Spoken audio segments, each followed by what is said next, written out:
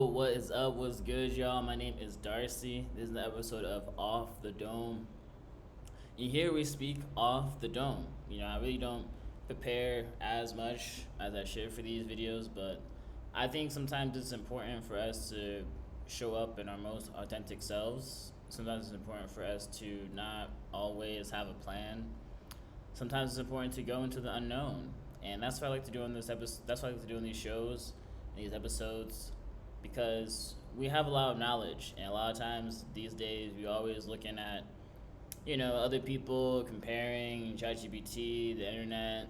But I'm trying to speak off the dome with the knowledge that I know, and I want to help everyone the best way that I can. And today's topic is about abroad. It's about teaching in Colombia, teaching English in Colombia. If you don't know already, I've been in Colombia about 2.5 years. I've had two different jobs teaching um, English in Colombia, so I am extremely grateful for these opportunities. I am extremely blessed to have able to find a job that I enjoy also. Okay, so I'm gonna give you some tips, some things you want to do before, and these are gonna help you when you want to live in Colombia, other countries too. But as you know, each country is different, and I don't want to, generalize that. So yeah, the first things that are extremely important before you even think about you want to teach outside the United States is you're gonna have to have a degree. I know, I know you don't want to hear that, but it's just gonna make your life easier because many people, many places require a degree, and it makes sense. You have to understand their perspective also. They're hiring a random person just because they're a native speaker. If you're a native speaker, you're going to get more opportunities, obviously. If you're a native speaker, you're going to have more chances for people to trust you that you know how to teach a language. Disclaimer: I didn't study English. I didn't go to school to be a teacher. I studied Spanish. I studied health. Yes, that's kind of like educational field, but that doesn't mean I'm qualified to know grammar, all these concepts. But because I was able to have a degree, that kind of garnered some kind of safety, right? That you have the ability to get a degree. You have the ability to study, to pass, to adapt. And so when you don't have the degree, it makes things difficult because it kind of loses that sense of trust. It's like, okay, what have you been doing? And I know everyone has their own path, their own journey, and sometimes that journey isn't college, isn't university, and that's okay. But that's just how it is out here. They need to have some type of trust, and the degree is a huge part. The degree can be in anything. Even if it's like a 2 year degree, I think you could be fine. I have a 4 year degree, but a 2 year degree also could work. I think they just want you to have some type of degree that shows that you are willing to study. So, so yeah, that's the first thing that is extremely important if you are trying to teach English in Colombia is have a degree. It's possible without a degree, but the options aren't going to be glamorous. Obviously you could try and do one-on-one private lessons, show your worth that way. It's like sales. You could do fine. I promise you could do fine. But if you want to work at academies or things like that, a school, they're gonna want a degree. The second thing that I think is really important is before you go abroad, before you go to Colombia, is to talk and make sure your visa stuff, papers, documents are in shape. So getting that stuff apostilled, going to get your fingerprints done, because all these things the job is going to require if you want to have a visa. Okay. And the visa process is always difficult because every country is different. Every country is changing the rules constantly. So this is really important because once you're abroad, you might have to go back if you forgot something, right? So making sure you get your degree apostilled, make sure you get those things you need to do in the United States for a visa. Okay, those are extremely important because they could take months. Usually it takes 2 or 3 months, so if you're planning, it'd be easier to, okay, by the time I'm about to leave, I'm gonna get this appointment and be good. So yeah, um, and also I'll say this, you should try to get a TEFL certificate. I know there's a lot of fake TEFL certificates. There's a lot of real ones. Who knows what the difference is? I'll be honest. I don't know the difference. I chose a random website. I'll put it in here. Maybe I went to mytefl.com. It sounds generic, but I paid like, I don't know, $70, $80. I got my course and it seemed legit, and I'm happy with what the website did for me. And this is also just another a way for the companies to see that you are actually interested in teaching English, that you actually know something.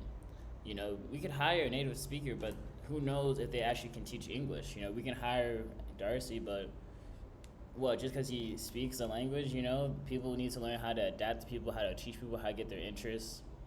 And so these degree, the TEFL, those things are academic things that really show these companies that you are serious. They're not just gonna hire someone, for fun. They need their people to learn English. They want to be a good company, right? So they have to hire people who are qualified, hire people who have standards, in order to elevate their company as well. So it's kind of serious. This isn't a game. It's not a game. So yeah, TEFL degree, 120 hours. Depends. I mean, you can get a fake one if you want to take that risk. I'm sure you can get away with it. I just get a bug, but I'm sure you can get away with it. I didn't want to do that because it's just like, this is something I know I want to do. It's something I know that I'm going to be doing for a while. So there's no point in get a fake one. Just get a real one. And it worked out. So yeah, those are the only two things you really need based on documents, like the TEFL, the degree. I know this is kind of basic, but this is important. You have to say everything that you think is important. But the degree, TEFL, and get all that stuff apostilled in the States, that's really important. All right, now when you're in Colombia, now when you're looking for jobs, boom, you're set, you're prepared, you're ready. They might reject you, but it's not because of the requirements they're offering, maybe because looking for a different person. All right. So obviously the easiest way to get a job is to go on Google, look at the schools in Colombia, schools in Medellin, schools in Bogota, and try to email them. Hey, go to a website. Hey, I'm looking for a job. Hey, you guys hiring? Da da da. Go on LinkedIn. Hey, I'm looking for a job. Da da. That's also, it's a good way. I did that too. It got me a couple of interviews. Is it effective? Sometimes it's effective, sometimes it's not, because once again, yeah, you're native, yeah, you have a degree, but who are you? Yeah, I received this email, yeah, I'm looking at a resume, but I don't know who you are. So a lot of times, once you're in person, it will be easier to get the job. And I know that scares a lot of people because it's like the unknown. It's like, oh man, what if I don't get a job? I'm all the way here now, I don't have a job, so 2 months, no job. But it's just easier if you're here because they see a face to the name, and they get a better sense of who you are. You're a teacher, you have to be around people every day, so they have to understand that you are a person who is trustworthy. So yeah, emailing is the easiest, obvious way. Is it the most effective? I would say no, but hey, when you're down bad, when you're desperate, that's the first way you can go. All right. The next one I would say is probably the best because it's free and it's less work for you. I would say next, go to mingahouse.com. Mingahouse.com. This is how I got both my jobs. Hey, Minga House, if you're watching this, thank you. Extremely grateful for you. I would love to sponsor. But yeah, go there. Go there right now. This website is a recruiting service in Colombia, and it's free. So you go on mingahouse.com, you make a profile, it's free, no credit card, no nothing, I promise. And you put your name, information, and you make a video, a minute video, 2-minute video saying who you are and why do you like to teach in Colombia, all this, all that. So I was like, oh, my name is Darcy. I'm from Ohio. I want to live in Colombia because the Afro population very diverse, and I love teaching English. I love the culture, and this is a way for the schools to see you. Remember I said before, they need to see a face. How are they going to trust you? How do they know who you are? Your personality. You're a teacher. Remember, you're a teacher. So once you complete your profile, make this video, this company um, will get in contact with you. They'll text you. They'll say, hey, Darcy, what cities are you looking for? And I'll say, oh, I'm looking for Cali. Oh, I'm looking for Medellin. Oh, here. Or wherever. And they'll send you a list of what options they have for you. So if you want to work in Medellin, they'll say, okay, we got these schools here in Medellin. If you want to work in Cali, they'll say, okay, we got these schools in Cali. And so you say, oh, I want Cali. So then what will happen is the company will send the video to schools in Cali. And if one of the schools likes your video, they will contact the company, and the company will contact you. So it's like a middleman. And this is free. So it's really nice because I was grateful. I was like almost getting my way to Cali, Colombia, and had no job in sight. I was on this thing. I was like, okay, let's see what happens, see if it works. Emailed them, and I was like, wow, is this fake? Like, it was so easy. I was like, this is fake, bruh. So I got the job, and then I got the interview. Interview process was kind of weird, but that's another thing. But yeah, and it was nice. And then I worked there for a year, and after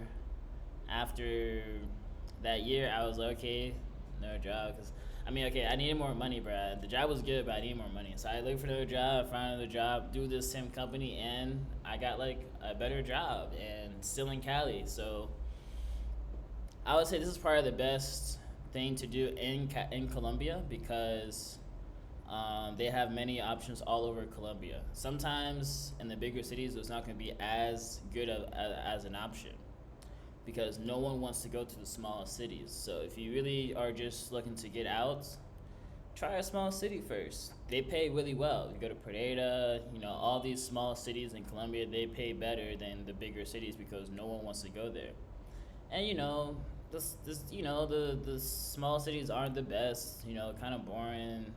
But you save for a year, if you don't have any problem with that. Live life a little different for a couple of years. But this is the best way, hands down, if you really want to teach in Colombia, because this service is free. They help you. Obviously, you have to pay for the visa, you have to pay for the flights, all that. But the fact that there's even a middleman, I've never seen that in other countries. I haven't seen that in Spain. I haven't even seen that in other countries that like Korea, Japan. When I'm looking, so that is definitely what I would say to do. If you don't like to email them, go to this, and at least you have a place to start, some help, and it's free. They do it for free. No joke. All right, so yeah, if you're emailing them, if you're doing Minga House, other than that, word of mouth. And just get here, look around, explore. I know it's scary to say that because it's like, just get here, nigga. I gotta make sure I'm good, bro, but it's like, you'll be good. Trust that you'll be good. Trust that you've seen people do it before. Trust people are telling you online, and just understand you're gonna be okay. Like, it's gonna work out. Not maybe the way you think it's gonna work out, but it's gonna work out. Period. It's gonna work out. Not the way you think, but it's gonna work out. And so, yeah. All right. So that's all I have to say. If you're trying to teach English, it's possible. There's always a way. Obviously, the salary, it varies. I'll be honest. Colombia has been better than what I kind of expected, but it doesn't mean that it's the best. The best places to teach English are going to be, China, South Korea, Vietnam. A lot of the Asian countries right now, they're doing really well. And it's awesome. Do I want to go there? I don't want to go there because I prefer South America. The language kind of scares me, I'll be honest about that. And I'm just not trying to go all the way over there. But the money is good. they don't have Minga House, for example, but I'm sure they have different resources. But I know if I went to Korea in person, I would find a job like that because one, they need native speakers, and two, I have a degree and I have experience. So yeah, and don't worry about no experience. I've also have friends here in Cali who have gotten jobs without a degree. You know, it says you need a degree, but they met the person and they saw, okay, he's a good person, let's hire him. So just come on down, understand that you're not gonna be like a boss, a king, but you're gonna be happy you made the decision to try. All right, so that's all I'll say for this episode. I only gave like a few tips, but those tips are really the important tips. I'm not gonna sit here and just say things that I don't think are important. Get on Minga House, get yourself a postil, get your TEFL certificate, and if you're serious, make the move. Get to know people in person. Bring the face. All right. Until next time, we are out. This is Off the Dome signing off.